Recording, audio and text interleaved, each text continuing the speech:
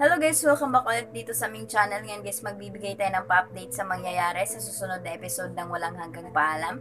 Ito na po ang ating dapat pakabangan nga guys, na etong ang si Linda ay sasabihin niya nga doon kay Celine na wag na daw ngang umasa etong si Celine sa mga sasabihin nito ni Anton, dahil eto daw ngang sina Celine yung biktima, hindi daw nga etong sina Anton.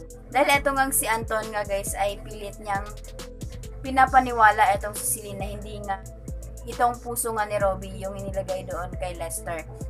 At ito din ang ating pakabangan nga guys, na etong ang si Amelia, General Leo at etong si Anton nga guys ay pagpaplanuhan nga nila yung pagtakas nito ni Araceli guys. At ito din ang kaabang-abang na mangyayari, na eto nga din si Sam at Eman nga guys ay susundan nga itong paglipat nito ni Franco sa City Jail nga guys. At eto nga ay makikita nga nila etong si Major Dante na etong si Franco ay papatakasin na nga nila ito guys. At eto nga din si Sam ay sabihin niya nga doon kay Major Dante na pistado na daw nga ito guys. Ngunit etong si Major Dante ay hindi nga papayagan na mahuli nga siya guys. At sasabihin nga nito ni Major Dante doon kina Sam na hanggang doon na lang daw yung kanilang nalalaman.